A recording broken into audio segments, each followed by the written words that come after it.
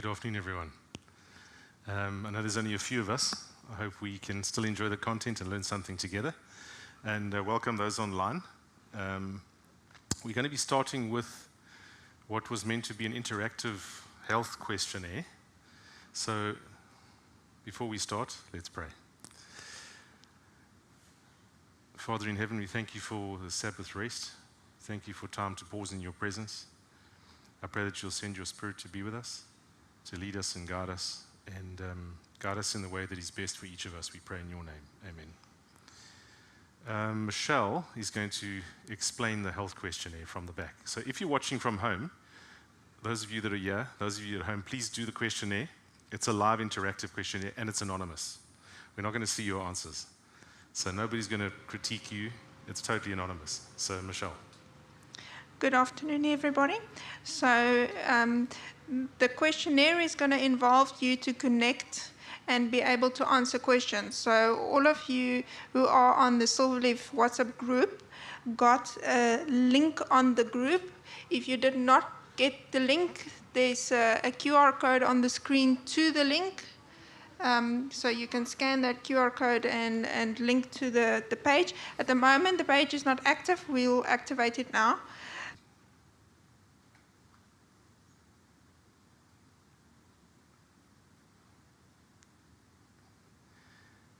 And at the end, we should have some indication as to how many people have participated in the question, even from home.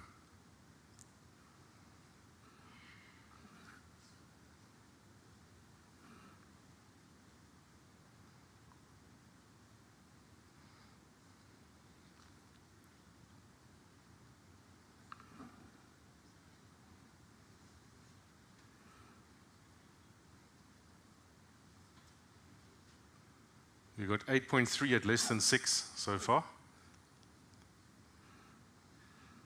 It's refreshing as people are answering.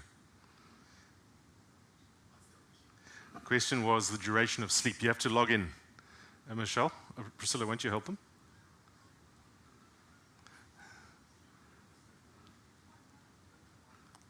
Priscilla, use my phone.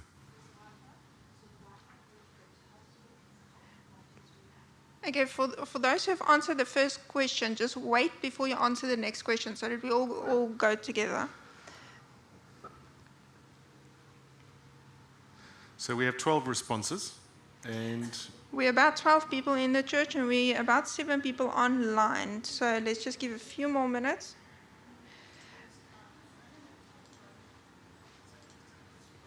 For those who are online, your link to the form is posted in the chat. So you can just click on the link and get to the form.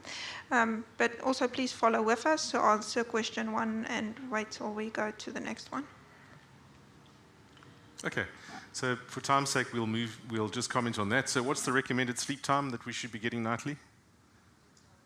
Yeah, 7 to 9 hours is recommended for the average adult. Longer sleep is associated with worse outcomes, less sleep is associated with worse outcomes. So between 7 and 9 hours duration. Obviously the quality of sleep is separate to that, but duration is very important. Between 7 and 9 hours. Next question, please. Oh, we've got 15 now.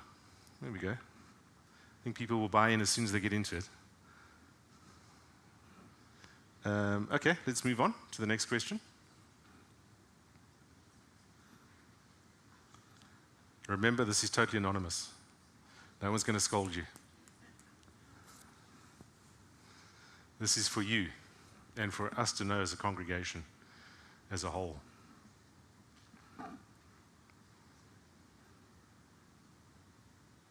Is the next one ready, Michelle? Okay. I'm routinely asleep by, first answer 21:30, 22:30, after 2300. So what's your bedtime? Michelle, we just have the same question coming up. It hasn't changed.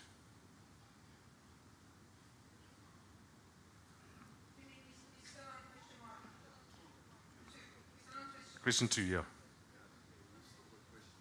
They've still got question 1 on theirs. Go to next.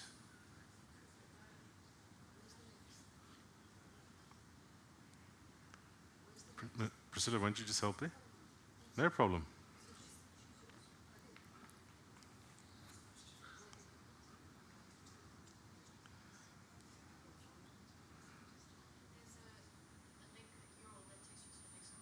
So apparently there's a URL that takes you to the next question. Sorry, I haven't done the live version. It's just turning.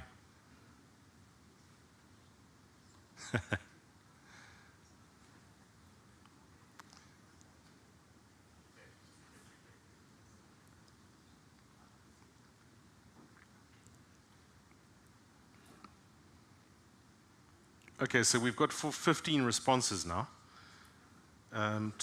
to that question. 53% of our responders said they go to bed by 22:30. Okay. 20% after 2300. So a fifth of the responders go to bed after 11. See if there's any more. There's one more.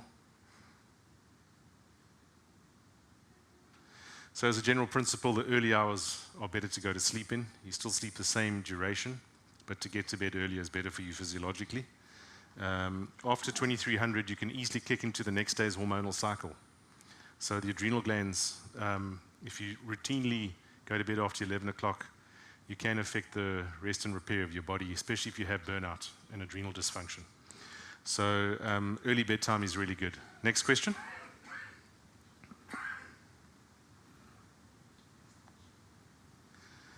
Okay. In the morning, I usually wake refreshed and ready for the day, still tired.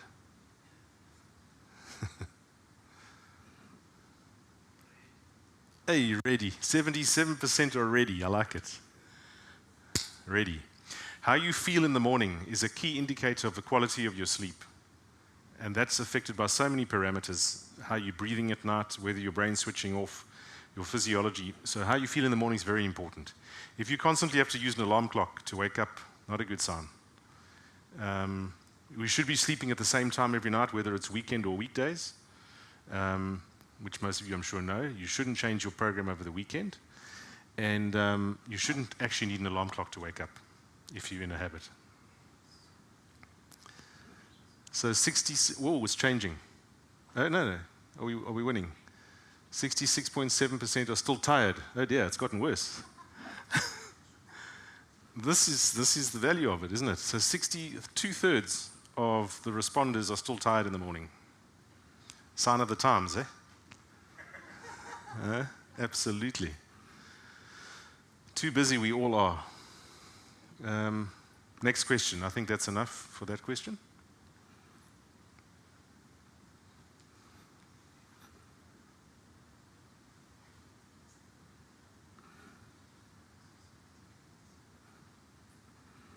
Okay, I eat animal protein once a week, 3 to 5 times a week, every day. Never exclusive plant-based protein. Let's see this one. Yes, it does.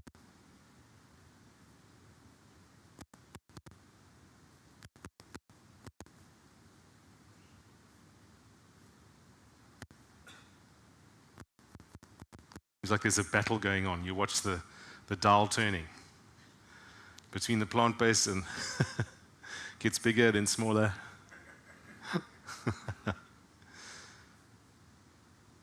So eat animal protein once, never. 38% or never. Every day, small. 3 to 5 times a week.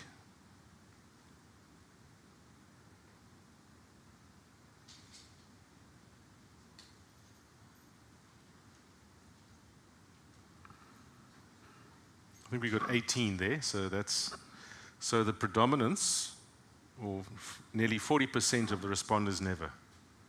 Okay. Next question. Oh, 40%. We made 40%. Next question.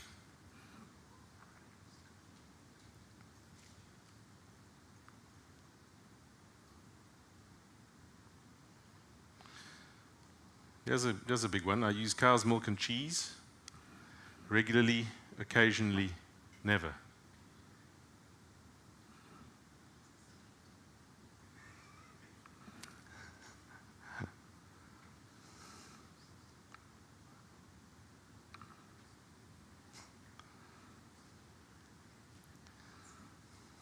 This is a totally non-judgmental assessment. It's just about for your information for yourself and realizing that these things correlate with health outcomes. That's what it's about. So the higher our intake of animal products, the worse generally our health outcomes on several key parameters. Next. Is that everybody? Yeah. So let's just see that, sorry. So regularly is 15%, never 42. It's a toss between never and occasionally, 42 and 42. Not bad. Okay, next one.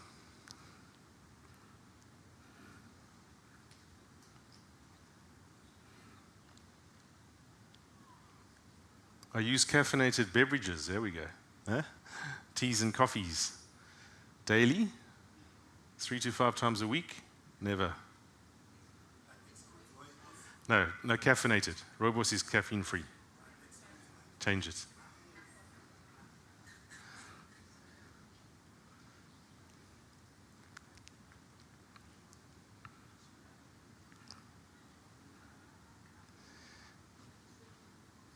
Red Bulls, energy drinks, all those things are caffeinated. Monster.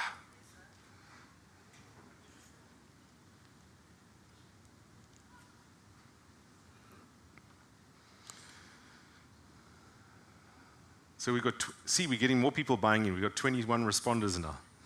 So 21 responders, and we've got 14% are using it daily.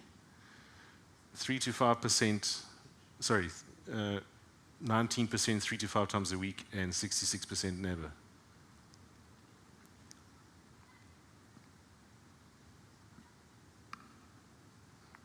And remember, we can potentially extrapolate this as a microcosm of the whole church. The intention was to do a health survey for the whole congregation.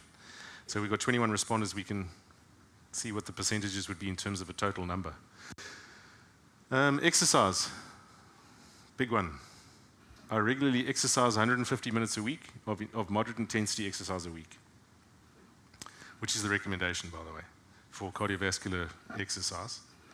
I regularly engage in resistance exercise. This is one many of us fall short on, including me.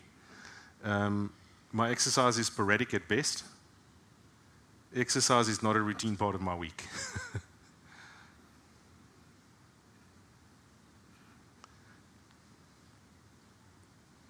And thanks to Michelle for putting this together like she did. It's great.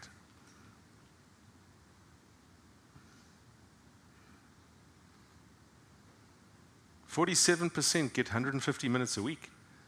That's impressive. You guys are more active than I thought. Eh? That's amazing.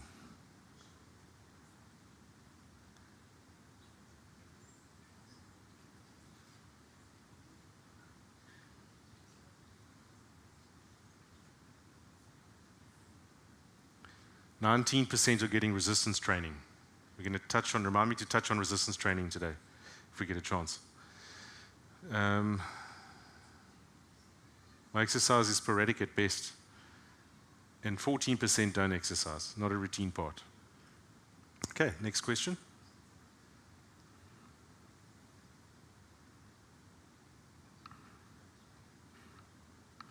Is that it? I drink 8 to 10 glasses of water a day, 4 to 8 glasses of water a day, less than 4 glasses per day. I don't like or drink water.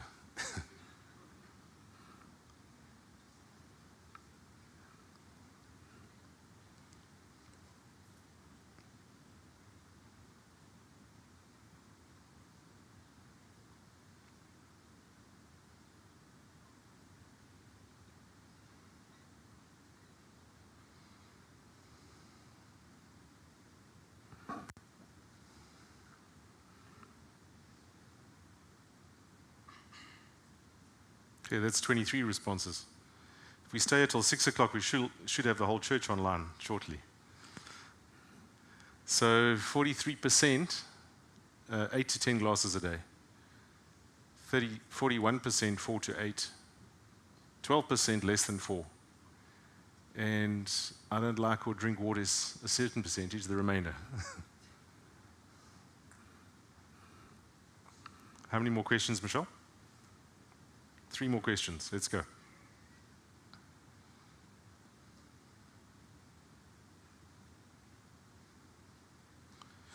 My BMI is less than 18, 18 to 25, greater than 30, greater than 40, I don't know. Does everybody know the body mass index? Mass over height squared. Yep. Less than 25? Yes. Good. It is hard work. So body mass index is an indication of your body size. It's calculated by using your mass in kilograms over your height in meters squared. The ideal is between 18 to 25, ideally less than 25, not less than 18. Your body in, yeah. Divide. So your height in meters squared, so 1.5 times 1. Yeah.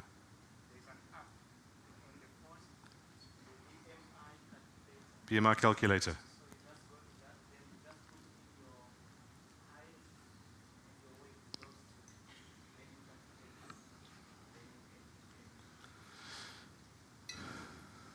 So 30% of the responders don't know their BMI.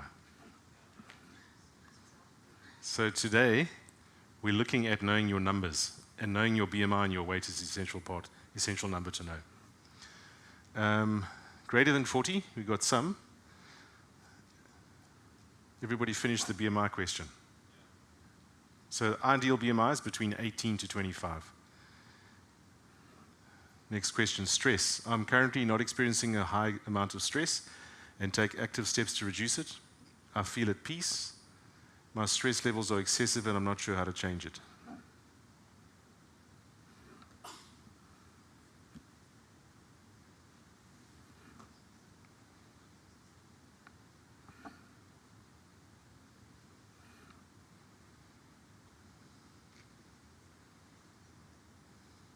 Seems like Silverleaf's very chilled. They're all blue.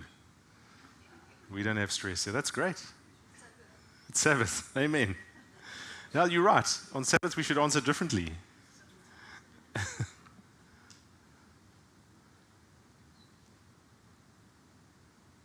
20% have lots of stress.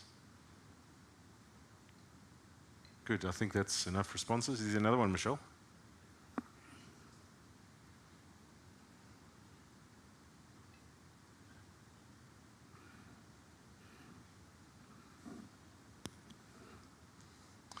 Blood pressure. Who knows their blood pressure? I'm on treatment for high blood pressure. I know what my blood pressure is. I have no idea what my blood pressure is. My blood pressure is normal.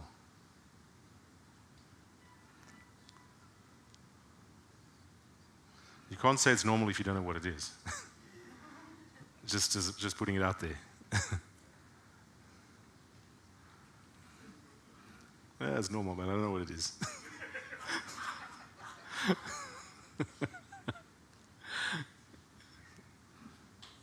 Assumptions are dangerous things.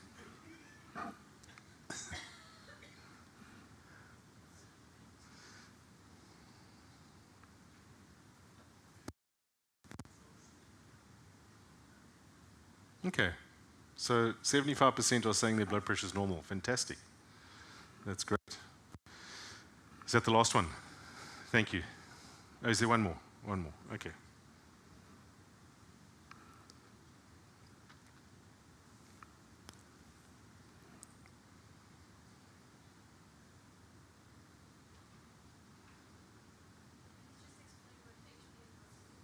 Okay. So the HbA1c is an indication of your blood sugar control. The more erratic your blood sugar control, the higher the HbA1c number goes. So normal HbA1c should be less than 6.5, ideally even less than that. So I have diabetes. I'm taking treatment for high cholesterol and I'll use a statin medication. I know what my HbA1c is and it's normal. I don't know.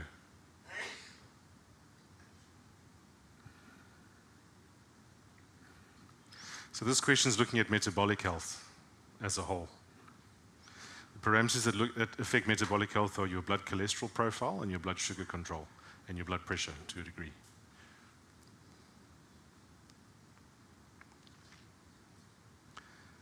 So 57% don't know.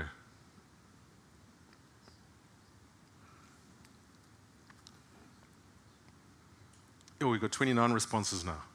We're going to top 30. We started with, what, 15 or 16, 14. So it's very important to know about your metabolic health as you age. And there's certain things you can test to know about your metabolic health, which we're going to touch on today. Okay, thanks everyone. I hope that was useful. So that was just a health barometer for Silverleaf as a congregation. And there's great value in doing these kind of tests periodically to see where you are metabolically and otherwise. The purpose of today's talk, and welcome to those that have come. I'm glad for those that have come late as well. I'll wait for Bram, sorry, just to... There we go. Yes. Great. Sorry for that. So welcome everybody. The purpose of this afternoon is to look at some indicators of health that we can look at in our own experience. Just like you would not ignore a flashing light on your dashboard, hopefully. There's some things lab-wise and body-wise that are markers of disease that we need to be aware of. And we need an owner's manual to run this thing well. And so that's the purpose of this afternoon. I'm going to get rid of Microsoft Teams on my computer. It's back. 1 second. I was intrigued for the verse in our lesson this week. So teach us to number our days, that we may gain a heart of wisdom. We're talking about knowing your numbers today, just as a coincidence. I love this verse, which I've quoted often in the context of a health talk, and said, if thou wilt diligently hearken to the voice of the Lord thy God, and will do that which is right in his sight, and will give ear to his commandments, and keep all his statutes, I will put none of these diseases upon thee, which I have brought upon the Egyptians. For I am the Lord that healeth thee. Ellen White says in the book Counsels on Diet and Foods, to keep the body in a healthy condition, listen to this, in order that all parts of the living machinery may act harmoniously, should be a study of our life.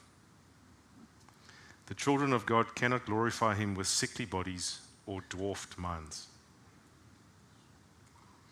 The majority of diseases which the human family have been and still are suffering under, they have created by ignorance of their own organic laws.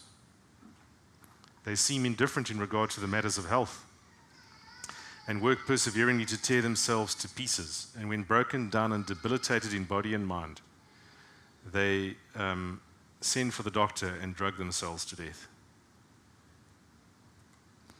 You've got to exercise. Your health account, your bank account, they're the same thing. The more you put in, the more you can take out. And we've said this many times with our health, it literally is like a bank account.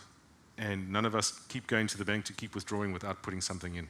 It's kind of foolish. One day it's going to be nothing there.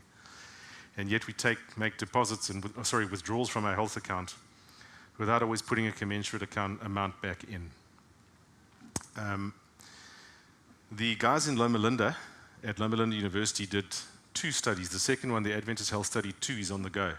These are just some stats from the Adventist Health Study. Listen to this. California Adventists have higher life expectancies at the age of 30 than other white Californians by 7.28 years in men and by 4.42 years in women, giving them perhaps the highest life expectancy of any formally described population. And let me tell you, this is Adventists that are not doing everything. So that's the great thing about health, is that health is not always related to what we do. Sometimes it's also related to what we don't do.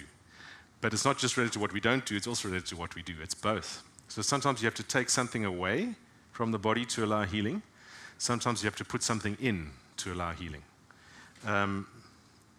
So these are imperfect people in this study that are living 7.28 years longer than other people.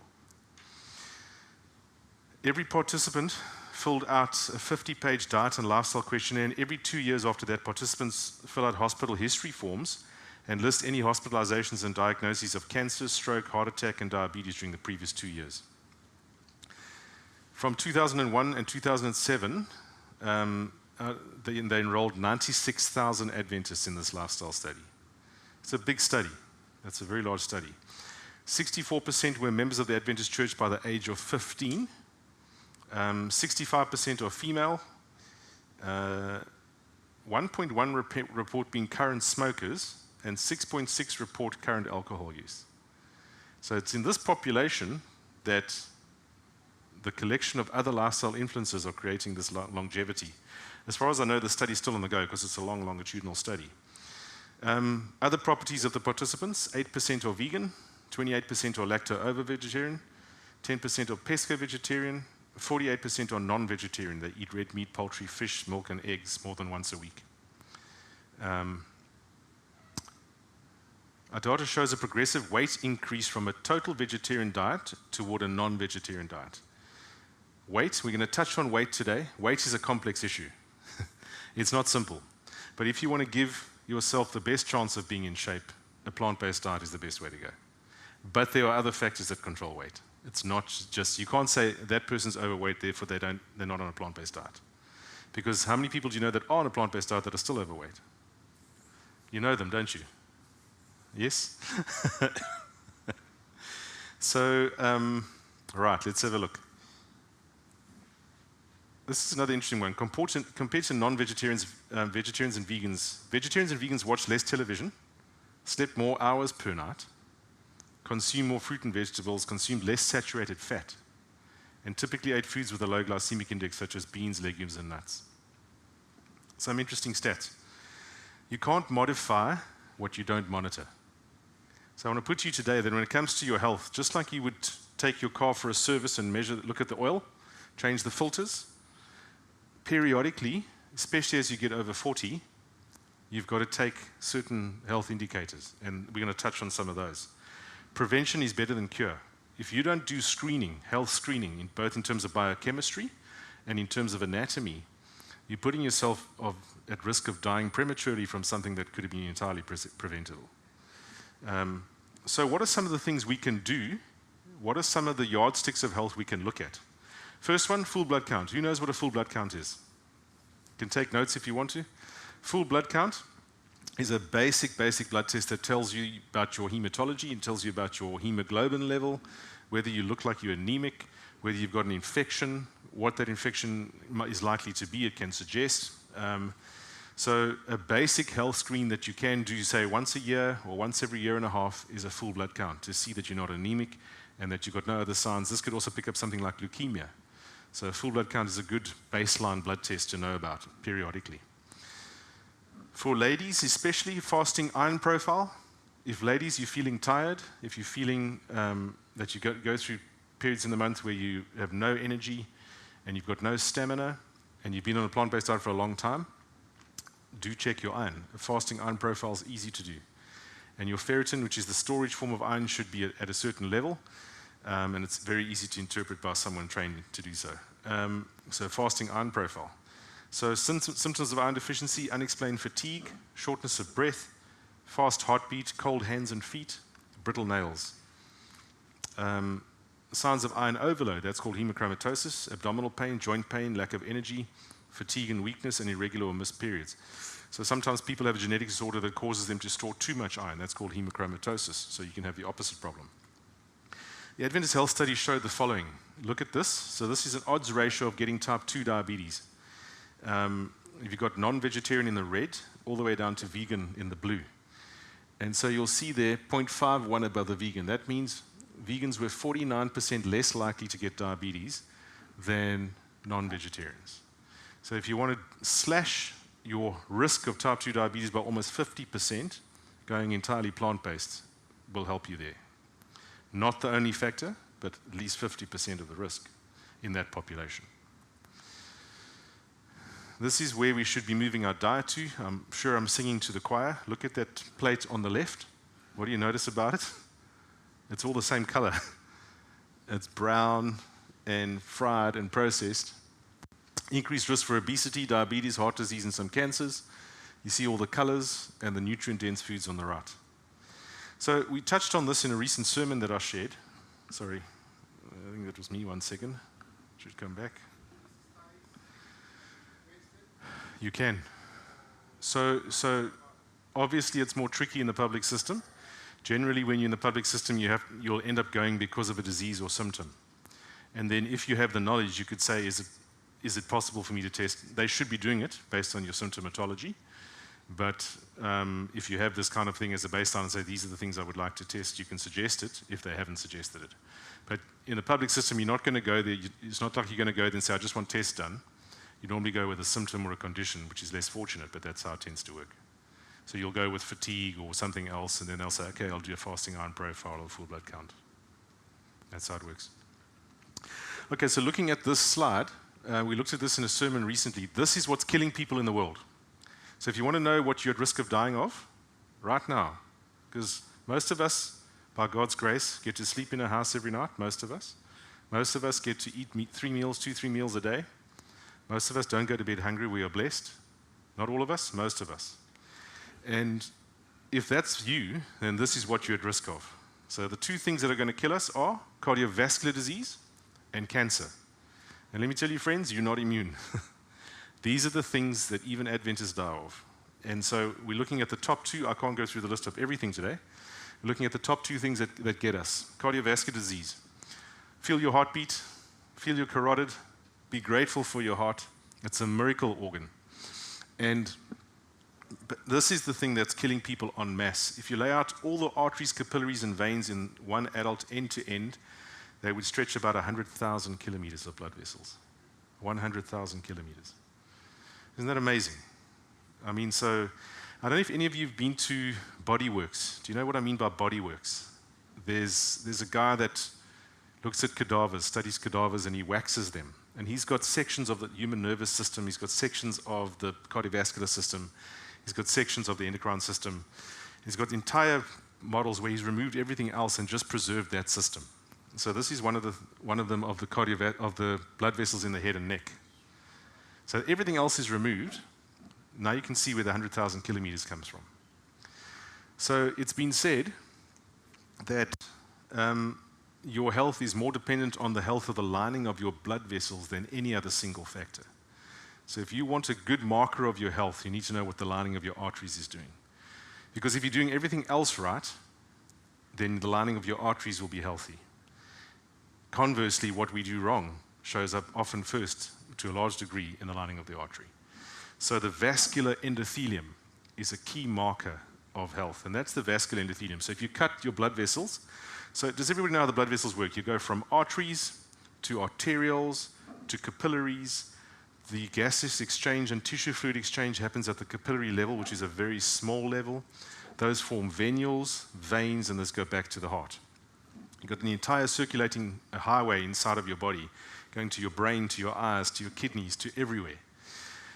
And the lining of that system is called the vascular endothelium, and that's what you've got to look after. One of the things that this lining does is it produces nitric oxide. So nitric oxide is this miracle gas, NO, made from an amino acid called arginine. The endothelium takes this amino acid arginine and turns it via this enzyme called nitric oxide synthase into nitric oxide. And one of the properties of this is that it causes vasodilation. So a sign of a healthy vascular endothelium is a capacity to produce a lot of nitric oxide. Conversely, a sick endothelium produces low levels of nitric oxide. So you want to be living a lifestyle that enables your vascular tree to produce lots of nitric oxide. Exercise does it. Eating the right proteins, plant proteins and stuff, can provide the amino acids to provide the raw materials. Deep breathing through your nose increases nitric oxide as opposed to breathing through your mouth.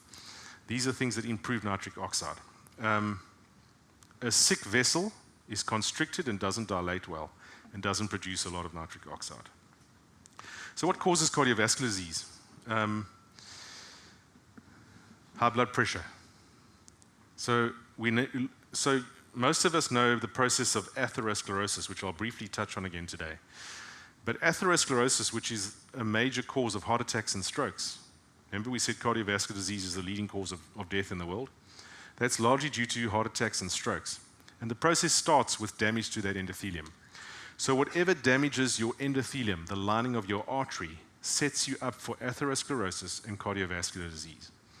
So high blood pressure, uncontrolled, damages your artery lining. Smoking. If smokers could really understand the free radical stress they're causing to their vascular endothelium, I'm pretty sure many more would stop. You're taking this free radical soup into your body and damaging that arterial lining. And that damage is the precursor to setting up the repair process that puts you at risk of dying of a heart attack or stroke. High cholesterol, diabetes, inactivity. Inactivity literally kills us. Most of us, including myself, have jobs that, look, I walk around at work a lot, but a lot of us end up sitting a lot at work, don't we? And we sit and eat, and then we eat and sit, and then we sleep, and then we sit, and then we sit and stand up, and it's just, we do a lot of sitting. Inactivity is deadly. So, and I'll share my experience as an Adventist. If I look at what we do well as a church, I think we do nutrition pretty okay as a church. I'm generalizing. I think as a church we do exercise very poorly, generally. There's some things, we drink a lot of water, we try to get sunlight, but many of us don't exercise. And you need the package. You need the package, especially with how sedentary life has become. So these are some of the things that damage endothelium. You said advanced glycosylation end products, lots of glucose. If you're eating foods that are sugary and swing up the blood sugar, you're going to damage that endothelium. That's called dysglycemia. So when your sugar's going like this, that's called dysglycemia, and that's damaging the lining of your arteries. Dyslipidemia, increased free fatty acids. Too much insulin is pro-inflammatory and damages the arteries. Hypertension, oxidative stress. And this is what ends up happening. So the body gets this insult and it starts to repair the damage using cholesterol as a plug. And it lays down this cholesterol lining on the arteries. So you'll see that the more unhealthy a person's lifestyle, even children are starting to demonstrate signs of atherosclerosis. And we should be having arteries that are clean on the inside and that can dilate and constrict and produce lots of nitric oxide. The more damaged they are, the less they do that. So you'll see there that this cholesterol plaque becomes infiltrated with things called macrophages, which change into cells called foam cells. And then they create inflammation. And eventually it reaches a place where this artery is totally blocked. And one day, you can be minding your own business, and all of a sudden that plaque ruptures. Or it gets calcified. And then that calcium plaque ruptures. And then the platelets, so let me tell you something, the clotting system in the human body is phenomenal. If anybody doubts the existence of God, just look at things like the clotting system. It is a miracle of miracles. You've got a system inside that if I cut my finger, it's going to clot to prevent me from bleeding to death. But at the same time, it won't clot so much that I get a big thrombus or clot in my system and get a pulmonary embolus. It has a balance between clotting and anti-clotting. And that system's amazing. And one of the systems that's involved with it is platelets. Platelets come along, they see this plaque that's ruptured, and they form this thrombus, this clot on top of this plaque. And that's when you have a heart attack or stroke. So you can see the process started with eating all those burgers from Big Mac that did all the oxidative stress damage. And I want to park on this point for a second. Frying food is not a free ride. We all love fried food. Who doesn't like fried food? Fried food tastes good because it's free. Fat is full of flavor. It retains flavor. But frying food damages the vascular endothelium. So if you want to protect that endothelium, you're not going to eat a lot of fried foods, even olive oil. There are some oils that are better than others, but olive oil fried is still going to cause free radical stress to the body. So it's better to add a little bit of oil at the end of your cooking, but to minimize frying. Because, look, we don't live in a perfect world. We've got to make our food nice. I understand all of that. But I'm saying if you want to be a purist, frying foods is part of the free radical damage that damages the lining of your arteries. So just keep that in mind. So this is an X-ray of the abdominal aorta dividing into the common iliac arteries. So you'll see, you're not supposed to see blood vessels on an X-ray. The only thing that shows up on X-rays is calcified structures. So yeah, you've got arteries that are totally calcified. Calcium doesn't belong in arteries. An artery that's calcified is an artery that's at major risk. And so there you can see this person's entire abdominal aorta and the bifurcation into the common iliacs going to each leg, full of calcium. Calcium levels in the arteries correlates with atherosclerosis. And so patients also get these big abdominal aortic aneurysms where they get this saccular dilatation, and you can see that on X-rays as well. But you don't want your arteries to be calcified. Calcium belongs in your bones, not in your arteries. And one of the worst places to get calcium is in your heart. So this is what the end stage of that process is. That plaque that forms, calcium forms on top, and you get this plaque. And you can pick up this calcium on CT scans. So this is point number 2 in terms of screening. One of the things to consider if you're over 40 or 45 and you have heart disease risk in your family, early heart attacks, one of the things you can do is a coronary CT scan. A coronary CT scan or an angiogram will tell you, so what this does is it tells you the level of calcification in your arteries. I don't know, standing talking to you, what my coronary arteries are doing. I don't know. Unless you look, you'll never know. So this gives you a score from 0 to 1,000 as to how much calcium you've got in your arteries. And that calcium score correlates with how much narrowing there are in your coronary arteries. Like I've said before, sometimes the first sign of a heart attack is a fatal heart attack. And you don't want that to be you. And if you don't look, you don't know. So you've got to live healthily. But I'm saying if you've got risk, one of the things you can consider is a coronary CT score or an angiogram. Many of us know people that have lived healthily and have fallen dead with a heart attack, don't we? Is that not true? And that's because if we don't look, we don't know. So who would benefit from a calcium score screening CT? It's not for everybody. So these are some of the things if you have risk factors, including so recommended for asymptomatic adults age 40 or older with at least one risk factor, such as family history of coronary disease, smoking history, high cholesterol or high blood pressure, diabetes, and overweight. Those are some people that might benefit from a coronary CT. So numbers to know from your cardiovascular system. How many people know their blood pressure, what their blood pressure is routinely doing? By a show of hands. Who measures their own blood pressure? Yeah, we've got a few. So I would advise you, if you want to be proactive about your health, get yourself one of these automated blood pressure cuffs and measure your blood pressure once or twice a week initially. At the same time, in a relaxed position, know your numbers. That's what the talk is about. Know your blood pressure. Untreated blood pressure, we had a patient the other day, on Friday, that we had to cancel. His systolic blood pressure was 224. Came to the theatre for surgery and he said, we're not going to operate like that, because it was an elective surgery, fortunately, not emergency. 224, and he didn't know. He didn't know. So monitor your blood pressure. Who knows what HSCRP is? That's a highly sensitive CRP. These are things you can chat. So if you don't have a doctor of your own, and if resources allow it, get yourself a physician or a GP that is integrated-minded, that is broad-minded, that you can work alongside with. These are not things you're going to do every month. You can do this once a year, or once every 18 months, and it's about being proactive. So an HSCRP measures the inflammation level in your body. Chronic inflammation, it's a highly sensitive CRP. Chronic inflammation is very bad for body and brain. And it's inflamed oxidized cholesterol that puts you at risk of heart attacks and strokes. You mustn't test your HSCRP if you have sinusitis or a cold, because it will come back elevated. You must only test this as part of a routine general screen blood test when you don't have any infections, because CRP will go up with infections as well. And if it's not the case that you have an infection and you have an elevated CRP, that means you've got lots of inflammation in your body. And inflammation will age you and put you at risk. Fasting homocysteine, serum B12, and red cell folate. So we're going to touch on that. Lipid profile. How many people know their cholesterol level? 1, 2, 3, 4. Great. What's the healthy cholesterol level? Under 5, yes. Ideally, less than 4. Under 5 is acceptable. And they say that if you get your... Dean Ornish did a study. Anybody heard of Dean Ornish? He did a study where they showed if you get your total cholesterol less than 3.7 consistently, you can start reversing this atherosclerosis. So this damage that we've all been accumulating since we were young, you can reverse it if you get your cholesterol less than 3.7 and do all the other factors that protect the endothelium. So it's a treatable condition to a degree.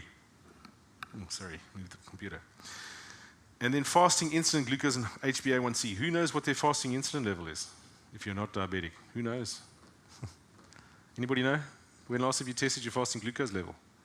So this has to do with metabolic health. How are you doing metabolically? So we're saying, what's my lipid profile? What's my level of inflammation? What's my metabolic health looking like? These are things you can test. They're all there to test. So this is homocysteine. Homocysteine is an amino acid that's produced from another amino acid called methionine. The body's full of biochemical cycles, and the methylation cycle is an amazing chemistry that's happening thousands and thousands of cycles per second in your body. It's handling over methyl groups to control function of different parts of the cell. And one of the things that's produced in this methylation cycle is homocysteine. Homocysteine is an amino acid that can damage your artery lining. Somebody once said homocysteine does to the artery, it's like barbed wire being dragged across your artery when the level gets too high. So one of the things you must know in terms of knowing your cardiovascular risk is know your homocysteine level. Do a fasting homocysteine. Some people have genetic conditions that cause an elevated homocysteine level. So we've got FBC, a full blood count. We've got fasting iron profile if it's indicated. We've got a lipid profile. We've got inflammatory levels. And now we've got homocysteine. And again, I want to emphasize, I'm not saying you must do this every month. This is something you do once every year, once every 18 months. If it all stays normal, good for you. So this is something you can save towards and say, listen, I'm doing my annual physical with my doctor, and I'm going to do my annual set of lab tests and make sure that I'm controlling the things that can be controlled. Some people have homocysteine that stays elevated, and homocysteine can generally be treated well with simple nutrients like vitamin B2, B6, folate, B12. These things help to improve the cycling of homocysteine. Some people, despite taking those nutrients, persist with an elevated homocysteine, and that can sometimes be, you can see their creatine. The body actually makes creatine, and if your body's needing creatine, it can actually increase your homocysteine level. So one of the things that one can try if you've got a persistently elevated homocysteine, despite taking the usual nutrients, is a little bit of creatine. But that's just out of interest. Michael Grieger did some work on that. So what is high blood pressure? Anybody know? This is about knowing your numbers. How can you know if it's a problem if you don't know what the normal is? What's normal blood pressure? Don't look at the screen.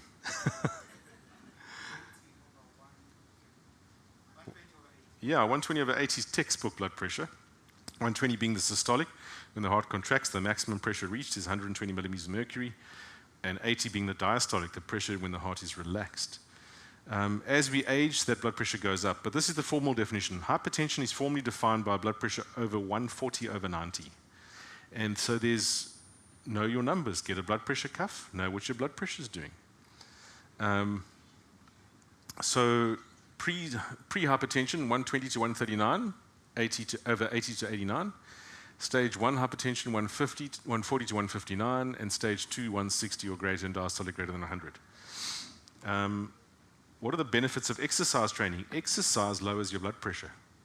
Did you know that? You tend to think, so your cardiac output will go up. The amount of blood that your heart is pumping per minute will increase during exercise, but your blood pressure actually goes down because you're getting dilation of certain arterial systems and vascular systems in the body when you're exercising. So exercise is a great way to lower your blood pressure and to keep the arteries healthy at dilating and constricting. Exercise also decreases inflammation, decreases cardiovascular risk factors, increases autonomic function, decreases endothelial dysfunction. It's a win-win-win-win. Inflammation. Inflammation is a big part of what causes cardiovascular disease. So we need to be living anti-inflammatory lifestyles.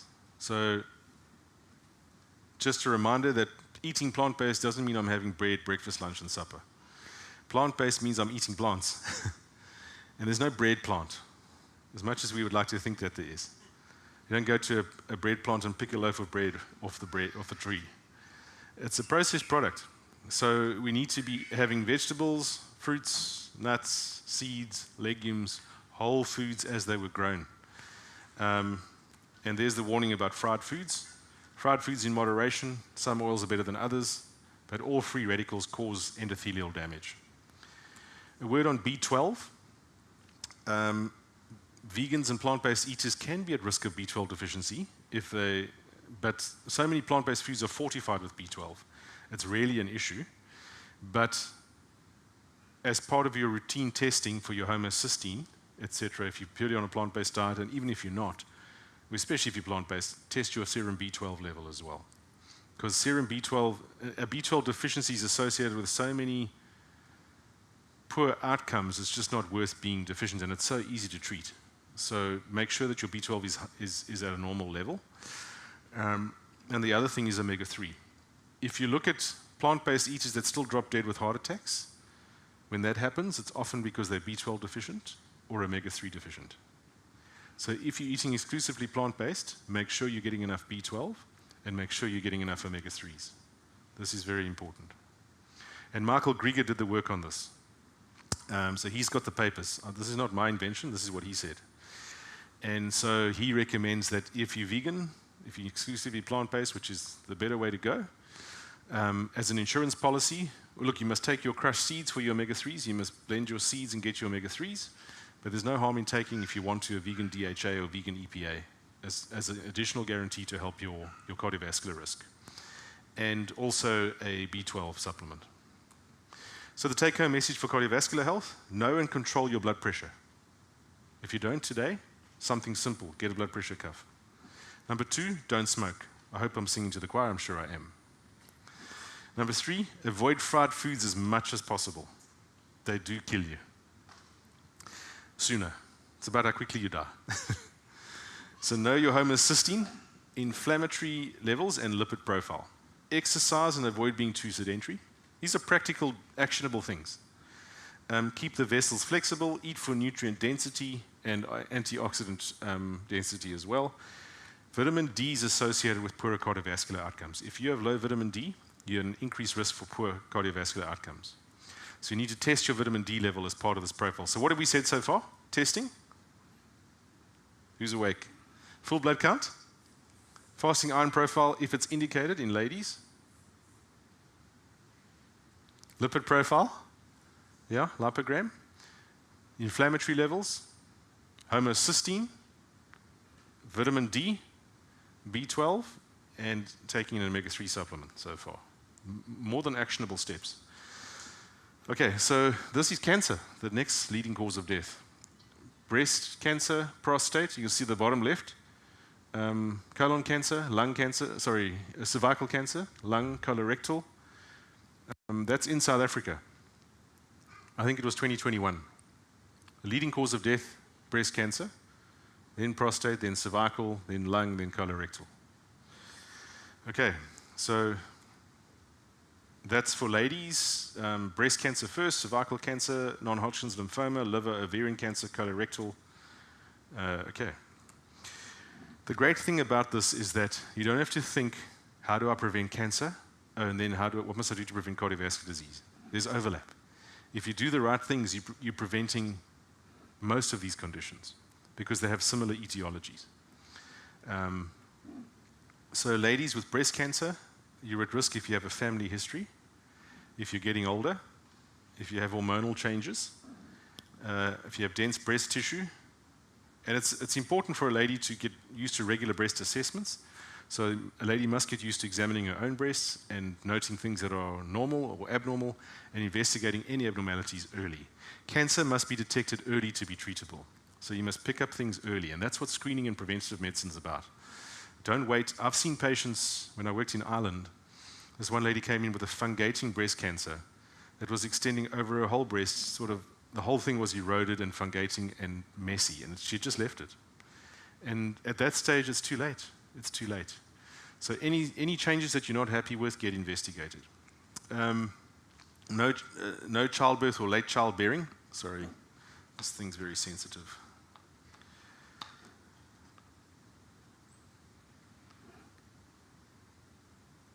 There we go. So absence of breastfeeding or breastfeeding less than 6 months can actually put you at risk of breast cancer. So that's interesting. Cervical cancer. What do you know about cervical cancer? It's one of the leading causes of cancer deaths in South Africa in ladies. It's related to a virus. Which virus? Anybody? Keep you awake. Which one? Human papillomavirus, HPV. There's certain types of HPV, particularly types 16 and 18, are associated with cervical cancer.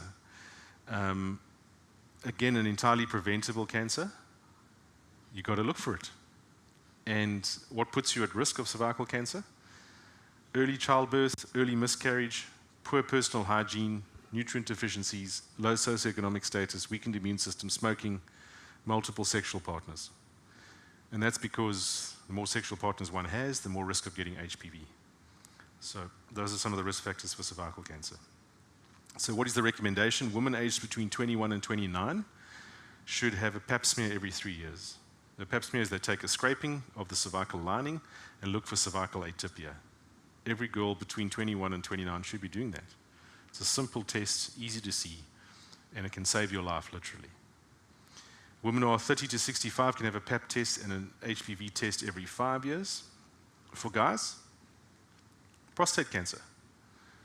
So guys, we've got a prostate, we don't have a uterus, and this is the gland that can give us prostate cancer. And there was a stat that said once that if every guy lives long enough, every guy would get prostate cancer. But it's related to lifestyle and hormonal changes as well.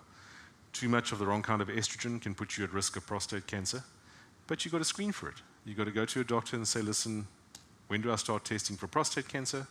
And these are the things that can put you at risk. If you have a blood relative, you're more than twice as likely to have prostate cancer if you had somebody in your family with prostate cancer. If you eat a diet high in saturated fat, see that saturated fat is coming up again and again. And saturated fat is highest in which types of foods? Animal products. So there you go. And you remember the China study? Does anybody know the China study with T. Colin Campbell? It was the largest epidemiological study that looked at the impact of lifestyle factors and cancer outcomes. And they found a correlation between casein and milk proteins and cancer. And I think prostate cancer particularly, if memory serves. So high testosterone, many are taking testosterone supplementation. So you can overdo testosterone. There's no free ride in the body. A lot of men are suffering from low testosterone. But taking too much testosterone is also bad for you. You need the right amount, just like Goldilocks. Not too hot, not too cold. All right. So the general guidelines, you start, so there's a test we can do, a blood test called a PSA, a prostate-specific antigen. That looks at it's called a tumor marker. And this level can tell you about your risk of prostate cancer. And the recommendation is that you start testing your PSA at about age of 55, unless you have a relative that's, if you have a high risk of prostate cancer before, then you can start between 40 and 54 as well. Remember that cancer is not the only thing that makes a PSA go up. Infections and inflammation can make a PSA go up as well. But simple blood test, PSA, could save your life. You don't ask, you don't know. So we've got full blood count, we've got homocysteine, we've got inflammation, we've got cholesterol levels, we've got PSA, we've got pap smears, we've got cervical breast cancer assessment. Okay, we've got homocysteine, we've got fasting insulin, glucose, HbA1c. I didn't mention those enough. Fasting glucose, insulin, HbA1c. That's for a metabolic screen. Colon cancer, one of the leading causes of cancer deaths in the world. And colon cancer, unfortunately, is just on the up. It's still increasing. It's not getting better. It's getting higher. So that's what you might see on a colonoscopy. That's what a colon cancer can look like. And you can see that's an inflamed, angry-looking thing that doesn't belong. That surrounding pale stuff is the normal mucosa. Cancer picked up early is cancer that is treatable. Cancer that is ignored is cancer that is spread. So screening and testing is important. Okay, so what are the symptoms of some of the symptoms of colorectal cancer? A change in bowel habits, such as more frequent diarrhea or constipation. Rectal bleeding, don't ignore rectal bleeding. Not every bleeding per rectum is cancer, but it could be. And if you're having regular rectal bleeding, you need to get it investigated. Ongoing discomfort in the belly area, such as cramps, gas, or pain, a feeling that the bowel doesn't empty all the way during a bowel movement, weakness or tiredness, losing weight without trying. These are some signs that could indicate a problem. That's what colonoscopy looks like. So we stick an endoscope up the back passage and have a good look throughout the colon. And the colon, as you remember, has got this ascending colon, the transverse colon, the descending colon, the sigmoid colon, and out. And you go up the back side, and then you have a look all the way down to the ileocecal junction if you can. And you're looking for any lumps or nodules that don't belong there. So what is the guideline when it comes, how would you detect colon cancer? If you have any warning symptoms, get it checked out. But a colonoscopy, a screening colonoscopy is recommended. So if you are screening guidelines by the age of 45 to 75, you should have a colonoscopy every 10 years for average risk patients. If you're 76 to 85, selective testing is indicated based on individual factors such as overall health, life expectancy, and previous screening history. So friends, you can see this stuff's not rocket science. This is stuff that's part of modern day medicine that you can just proactively take on board and say, listen, once a year, I'm going to do A, B, and C bloods. If I'm this age, I'm going to test for this. If I'm that age, I'm going to test for that. I'm going to regularly screen for this. And this is about early detection and optimizing health outcomes. In addition to adopting a lifestyle that's going to minimize your risk of getting these things in the first place. That's the point. And we're living in an era now where you can do amazing scans. This is called Scan for Life. So most of us, many people don't enjoy the thought of having a colonoscopy. It's not exactly a fun thought. So you can actually do this stuff virtually now. You can do them with CT scans and you can do them with MRIs. So this company is called, I'm not any part of them, I wish I was, but Scan for Life, they basically can scan your whole body and they can look for this coronary calcification, they can look for cancers from top to bottom. You can pay a fee and have a proper screen and make sure that, and it's amazing what you can pick up with these things, because sometimes you can have a small cancer that's too small. Often cancers only present when they're too big and they're already big enough to cause physical mass effects. But some of these scans can pick up problems right when they're very, very small, and that's the best time to pick them up. Look at this stat, old stat. Eating 50 grams of processed meat a day, less than 2 slices of bacon, increases the chance of developing colorectal cancer by 18%. There's almost a 20% increase in colorectal cancer risk with 2 slices of bacon, or less than 2, per day. So processed meat, you know that stuff that's got all sorts of funny shades in it when you open it? Little pieces of white and, you know, a bit of hoof and a bit of hair and whatever it is. You never know with processed meat. Colorectal cancer. So cancer is an interesting thing. When it comes to mucosal cancers like colorectal cancer, anything that causes a constant or chronic irritation on a mucous membrane puts you at risk of cancer. Because the mucous membrane gets challenged to adapt to a stressor. So one of the things that meat does is it increases the number of bile acid stuff in your stool. And they think that the bile acids related to meat eating can be part of the pathophysiology of developing colorectal cancer. So you don't want to take anything or exposing a mucous membrane in any part of your body to a regular irritation. For instance, guys that work with lots of sawdust, they can get cancer in their sinuses because they're constantly inhaling dust. So constant irritation of any part of the body is bad. And that's what a lot of colorectal cancer comes from, is from that kind of irritation. So what are the risk factors for colorectal cancer? Lack of regular physical activity, a diet low in fruit and vegetables, a low fiber and high fat diet, or a diet high in processed meats. We're nearly finished, hang in there. Overweight and obesity, okay? Alcohol consumption, tobacco use. If you can sleep properly, if you can exercise properly, if you can eat a plant-based diet that's rich in nutrients and low in calories, if you can control your stress and drink water, 5 things, you've gone a long way. And those are 5 things that are actionable for all of us. I mean, to be honest with you, life is so busy at the moment, I'm finding it really hard to fit my exercise in. And it's not because I don't want to, and I'm not excusing it. Something always gives, but you've got to actually reach a point where you say that it's not a matter of when, if I'm going to exercise, but when. Exercise has to be when, not if. That's the change that has to happen. You don't think, am I going to brush my teeth today? I hope you don't. And so you have to say, listen, it's not if, when am I exercising today? And how? And I'm talking to myself because life's busyness pushes the important things out.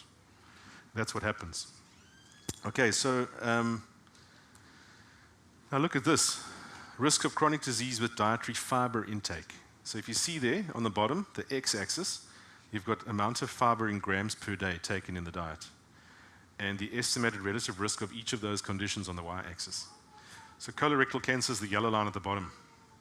The higher your fiber intake, the lower your cancer risk. The higher your fiber intake, the lower the heart disease risk. Cardiovascular risk, stroke risk, breast cancer. Where is fiber found? In plant foods. Everything in science screams that we're supposed to be on a plant-based diet. If going to the toilet is hard work for you, there's a problem. And I want to put to you today, there's a thing called, I was going to show you this, but I thought it's not really appropriate for church. But there's a thing called a Bristol stool chart. And it's not that we all should be long stool gazers. But the point is, have a look in your private time at a Bristol stool chart and compare it to your stool. The stool tells a lot about your health. An ideal is a number 4 on the Bristol stool chart. See where you fall. It's been shown categorically that the bigger the bulk of your stool, the lower your risk of attending hospital from all causes, I think if memory serves. So a high bulk stool is associated with better health outcomes. Going to pass a motion should not be hard work. If you come out sweating with varicose veins on your forehead, there's a problem. There's a problem. Let's talk about broccoli. It's better than stool. Broccoli is an absolute superfood, high in fiber, high in sulfur-containing compounds. With vegetables, you must be careful to steam the ones that need steaming, eat the ones raw that we can eat raw. Don't kill vegetables like that. Some nutrients are better released when they are lightly steamed. That is true. Some nutrients are destroyed with more cooking. It's not all nutrients that are destroyed with cooking, only some. So be careful to not overcook your veg as well. Weight. Let's talk about weight. A weighty subject. So we said that the ideal weight is BMI 18 to 24.9. So know where your BMI is. And the point is that each of us must be moving towards our ideal body composition. It's about body composition. And fat, particularly visceral fat, is fat that kills us. And it's not me saying that. I'll show you a graph. So this is how you classify obesity. If your BMI is 30 to 34, then you're obese class 1. 35 to 39, obesity class 2, and greater than 40, extreme obesity. I saw a patient the other day with a BMI of 95. I kid you not. So yeah, obesity is a pandemic. And let me just say this as well. Not every person that's struggling with their weight is a glutton and lazy. Just remember that. Because weight is a complex thing. Weight is affected by many factors. Type of diet, yes. Yes, we've shown that if you want to get your weight down, the best way to do it is a plant-based diet, without a doubt. But weight is affected by hormones. Weight is affected by genes. Weight is affected by inflammation levels. Weight is affected by a whole bunch of things. So weight gain is a complex issue. A treatable one, but a complex issue. But the best chance of getting your weight under control is a plant-based diet. And obviously being more active. So this is all-cause mortality related to BMI. Have a look at this. So this is a U-shaped curve. So if you look at the first graph, all-cause mortality, as your BMI grows over 30, the risk of dying from all causes goes up. The fatter you are, more excess weight we're carrying, the higher your chance of dying from many causes, literally. So over 30, and then under 20, your BMI, your risk also goes up. So the sweet spot is 20 to 25. You don't want to go over 25, really. That lowest NIDA is at 25. Communicable diseases. The more weight you're carrying, the more at risk you are of getting infections, succumbing to infections. So if you remember the COVID pandemic, which were the people that were dying? It was the overweight people. We saw a lot of, in the first wave, a lot of people that were overweight were dying of COVID. Non-communicable diseases, and then injuries and external causes. You're more likely to injure yourself if you're overweight. So on that note, this is something we all need to improve on, some of us more than others. We need to strengthen our muscles. We need to strengthen our muscles. Resistance training is key. Yes, we must do about 150 minutes of cardiovascular exercise a day, but we need to build muscle tissue. Muscle tissue is protective. It increases your metabolic rate, changes your body composition, prevents you from falling. It's protective. So you need to include resistance training in your exercise program. And with all of these things, to finish off, it's a whole lot easier when you do it together. And that's why the whole initiative from the health department is that we do this as a church community. We go walking together. We went walking in the nature reserve the other day. And we go cycling together, swimming together, whatever. We do this stuff as a community.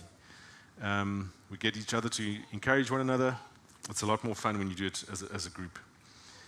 Other numbers you can use, tumor markers such as CEA. CA125 is for ovarian cancer. CA99 is for pancreatic cancer. CEA is for colorectal cancer. These are blood tumor markers that can be helpful as part of screening for these cancers. And hormone profiles are also important. Also, weight control is affected very much by hormones, testosterone levels and all those kind of things as well. And like I said, together is better. And that's the overview for today. I hope that was helpful. Thank you. Do you want some time for questions, or you're right? Overwhelmed, tired? You want some questions? There is a mic if you want. Or if you want to go home, that's also fine. There's a question.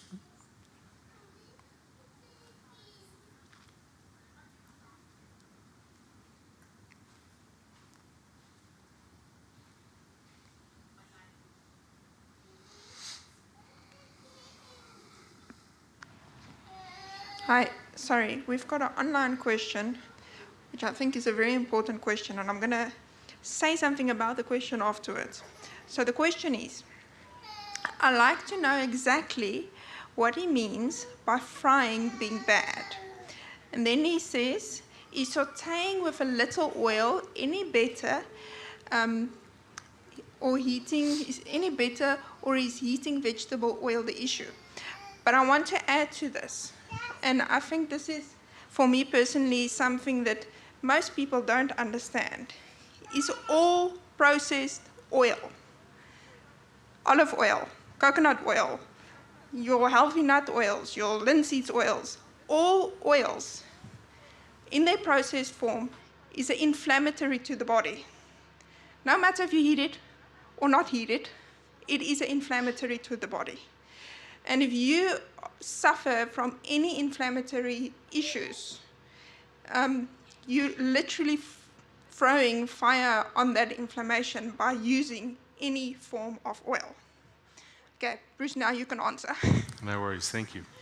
Yeah, so it's true. I mean, oils are of different qualities and have different health implications. Some oils definitely are healthier than other oils.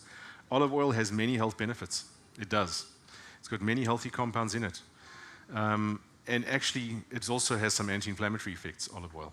So it's not altogether bad.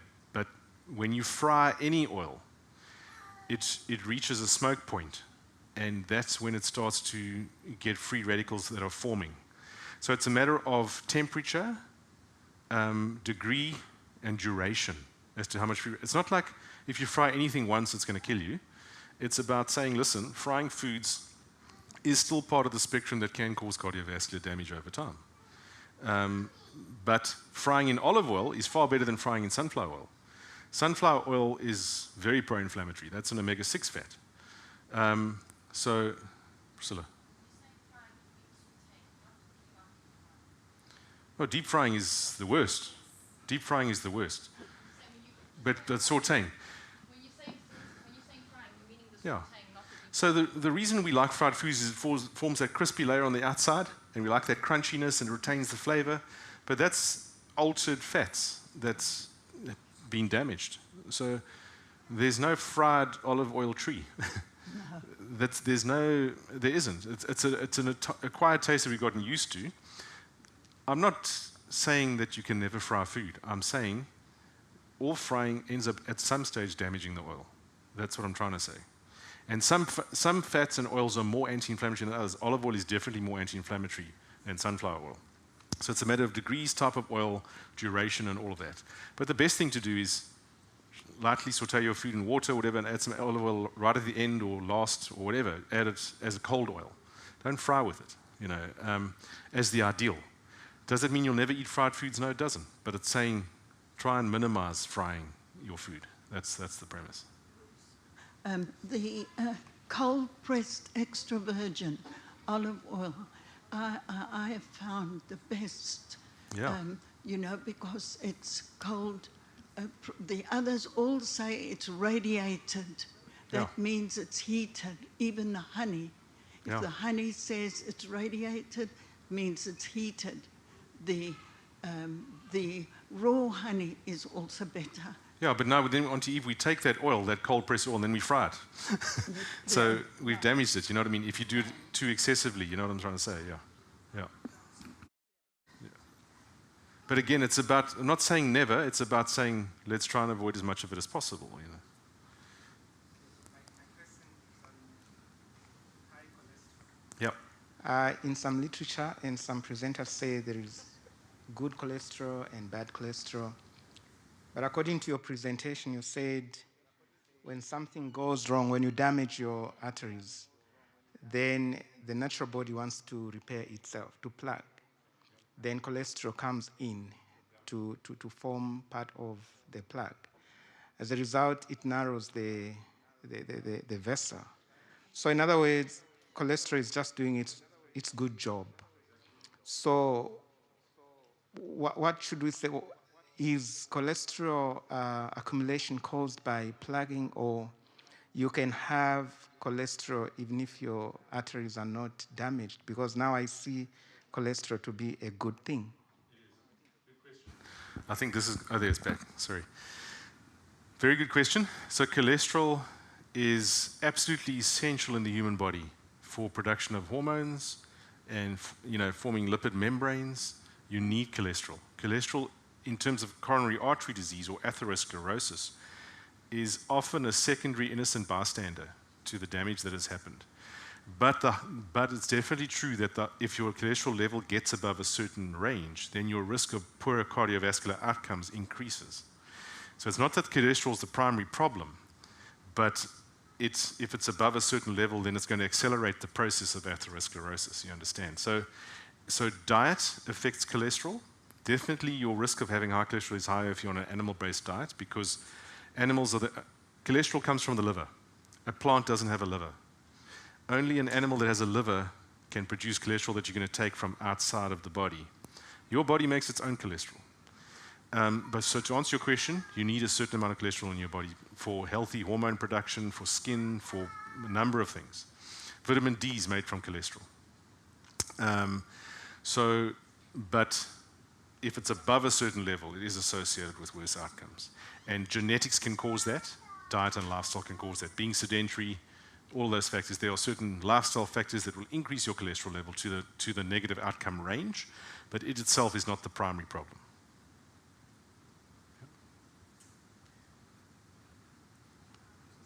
Yeah, please.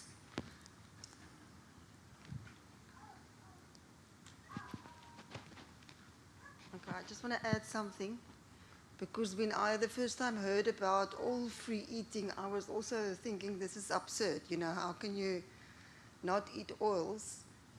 Till I did that extra course. So when we actually work with sick people, we actually take out all processed oils, as Michelle actually said, because they are all inflammatory, even the good ones. And that you actually you can get the same supplementation from eating fruit and vegetables. So yeah. Sure. And the other thing that I want to say is it's the one thing that I see over and over is that people, you can be walking around and you can actually feeling quite good, but you could actually be sick inside of you. So the problem is that most of us, even myself, when I got sick 10 years ago, then I only started changing my habits. Yep. And that's the sad part of it, is that people don't always get a second chance. Yep. And it's the way our bodies are actually incredible, because we can get away with a lot, but we don't have to wait till it's too late. Exactly. Yeah. Exactly right. Thanks so much. Thank you. No, that's absolutely true. And like I say, some of these conditions, the first sign is death. That's not a great first sign, you know what I mean? It's like if that coronary artery issue happens in your left anterior descending artery, the main artery supplying the left ventricle, the first sign is death sometimes. So that's why we're talking about screening and being proactive, putting the lifestyle in place, looking at the numbers, trying to preempt the things that can happen. This adds confusion, but when we looked at omega-3s, 6s, and 9s, the omega-3s are anti-inflammatory, Yep. but the 6s and 9s have inflammatory compounds. Yes. And the body actually needs both. Yes, it does. It actually needs both. We often talk about inflammation as a bad thing, but sometimes inflammation is a good thing too. Absolutely. So it's important to differentiate between almost therapeutic inflammation and just detrimental inflammation. So not all inflammation is bad. So Exactly. even the inflammatory compounds in some of the oils are actually beneficial. Oh, it can to be us. beneficial. Absolutely. Thank you. Thank you, Bruce. I just wanted to ask, you know, we are over-flooded by information these days, you know? And sometimes that information is conflicting with each other. Yep. You know, people watch a Facebook short and they come and show you and you must stop this, and they watch a video and they come and show you. And you can actually have a study to prove otherwise somewhere, somehow you will find it. I mean, you hear now what Michelle is saying, what she's saying. Sometimes it's a bit confusing. Absolutely. So now how can we filter that information? Is the latest research science-wise what we must look at? It is natural things we must just look at, because normally natural things don't have the backing of the large studies. It is the spirit of prophecy that she spoke ahead of her time. Is that what we must listen to? Yep. Because some people say no, coffee is bad, but other people say no, coffee is good. And how can we get that balance in the knowledge and how we filter things? Do you have any advice? Very, very good question. I don't think I have the definitive answer, but what I would say, I must agree with you. In my experience, I think the safest answer is to approach it from biblical counsel and the spirit of prophecy as your departure point, because science is on a journey. And I've seen science, I mean, look at Tim Noakes as an example. When I was at med school, he was pushing a high carbohydrate diet for marathon performance. And then just the other day, he's now on high fat, low carb. Now, I'm not saying his change is wrong, but I'm saying science does that. Science, and the problem with, you know, when it comes to the scientific method, it's not a perfect method. So there's a saying in stats that says there's lies, darn lies, and then there's statistics. And you can actually find what you're looking for when you're doing science. That's bias. So my suggestion is to stick with biblical counsel and the spirit of prophecy in terms of the broad principles, and to watch as science approaches that. And I can tell you, and I'm speaking broad principles now, but I can tell you that science is more and more catching up with the counsels in the writings of Ellen White. It's just converging on the things that were said. So, but when it comes to specifics about oils, I think one has to keep an open mind. Like using the oil as the example, one has to keep an open mind and do your own research and reading. We're living in an information era. You can find a lot of rubbish online, without a doubt. But look at this, compare studies where you want a definitive answer, but the safest as broad principles is Bible and spirit of prophecy. And I think science will eventually get closer and closer, which it is. That's how I do it. So but within that, I still allow for discovery of new stuff as for me, as science moves along. I still say, listen, because what does the Bible say? Test all things, hold on to that which is good. I've taken on health habits, or I've tried things which turned out to be rubbish. We've all done that. And I think you have to, I want to be the best, or do the best I can, you know. And I think you have to have an inquiring mind and test things, but be willing to change, but use the spirit of prophecy as your basis. That's what I would say. That's what I do. It's probably not helpful, but I don't have a better answer than that. Sorry, Bruce, I want to comment on what you just said now. Yep. And I find the steps that you showed was steps that I kind of implemented for myself.